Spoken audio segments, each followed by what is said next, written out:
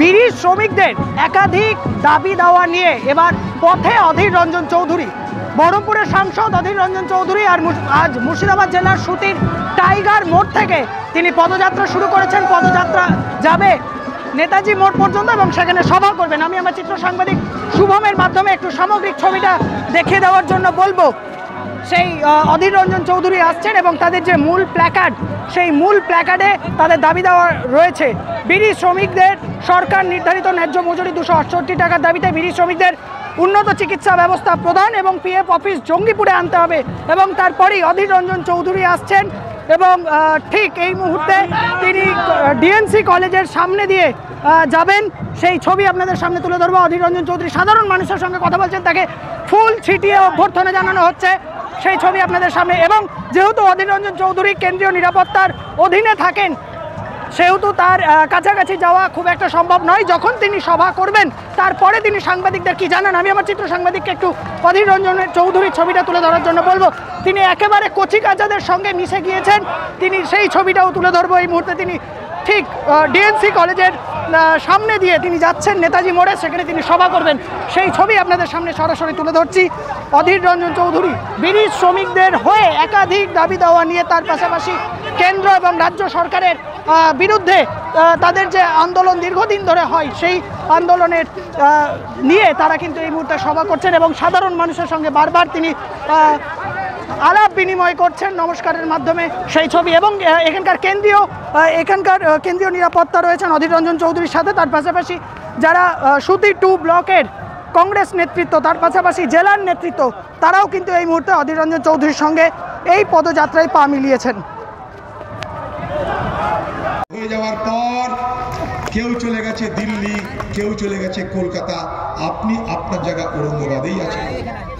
তাই আমি হিন্দু, আমাকে এখানে থাকতে হবে, আমি মুসলমান, আমাকে এখানে থাকতে হবে। আমি মনে করি মিলেমিশে থাকতে হবে, এটাই আমাদের বুদ্ধি হওয়া উচিত। কে কাকে কোথায় ধাক্কা মেরে তাড়াবে, কেউ কাউকে তাড়াতে পারবে না। ভোট আসলে এগুলো সব হাওয়া উঠানো হবে। আবার ভোট আসছে, আবার নাগরিক আইনের হাওয়া উঠবে। আবার ভোট আসছে, ফজরের নামাজ পড়িয়ে চোখে মুখে জল দিয়ে এনআরসি কে বলবে, এনআরসি উঠ উঠ উঠ, চল ঔরঙ্গাবাদের বাজারে চল। ঔরঙ্গাবাদের বাজারে গিয়ে এনআরসি তুই তো ঢাক পেটা, মুসলমানকে ঘাবড়াতে হবে, ঘাবড়ে গিয়ে ভোট নিতে হবে। তাই ভয় ঢোকাও মুসলমানের মধ্যে, তাই ভয় ঢোকাও হিন্দুর মধ্যে। হিন্দু মুসলমান মেরে দিবে, আমাদেরকে সাপোর্ট করো। মুসলমান বিজেপি মেরে দিবে, আমাদেরকে সাপোর্ট করো। আরে কে কাকে মারে, কে কাকে বাঁচায়, কে কাকে মেরেছে, কে কাকে বাঁচিয়েছে, মেহনত করে খাচ্ছেন, মেহনত করে বেঁচে আছেন। ভুলে যাবেন না, এ দেশ সকলের দেশ।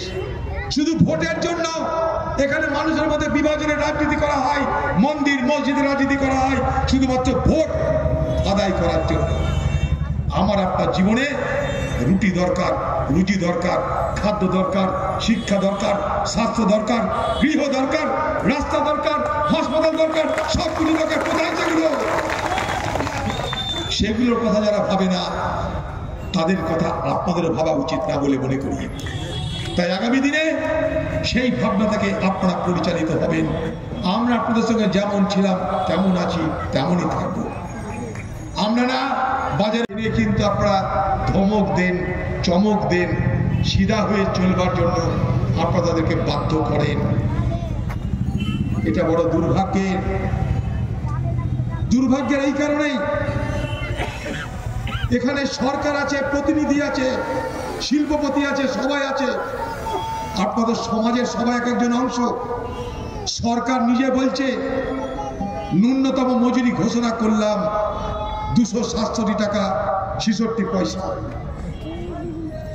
267 টাকা 66 পয়সা, অর্থাৎ প্রায় 268 টাকা। এটা সরকার ঘোষণা করেছে, কোন শ্রমিক ঘোষণা করেনি, কোন শ্রমিকের পরিবার ঘোষণা করেনি। নির্বাচিত সরকার ঘোষণা করছে যে পশ্চিমবঙ্গে বিড়ি শ্রমিকদের ন্যূনতম মজুরি 268 টাকা। তাহলে যে সরকার ঘোষণা করছে সেই ঘোষণা অনুযায়ী শ্রমিকদের ন্যায্য মজুরি দেওয়ার দায়িত্ব কি সেই সরকারের নয়? বলুন তো।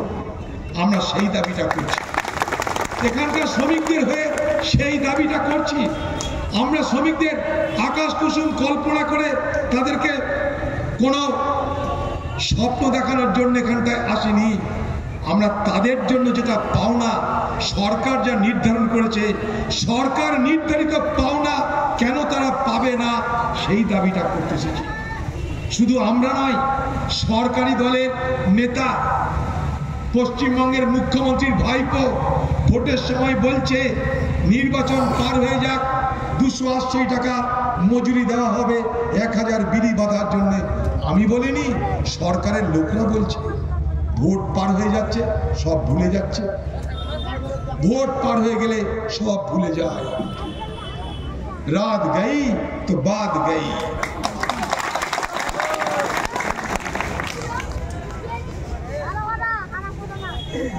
छत पे थे,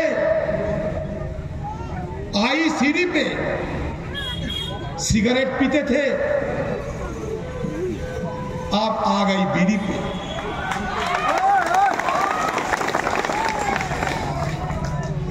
যখন প্রয়োজন তখন ভাষণ হবে, মিথ্যা প্রতিশ্রুতি হবে, ভোট হয়ে যাওয়ার পর শ্রমিক শ্রমিকের ঘরে ঢুকে যাবে, নেতা নেতার ঘরে ঢুকে যাবে, দিদি কালীঘাটে ঢুকে যাবে।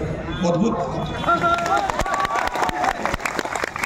শুধু শ্রমিকদেরই মারছে তা নয়, এখানে আবার তৃণমূলের নেতারা তৃণমূলের নেতাকে মারছে।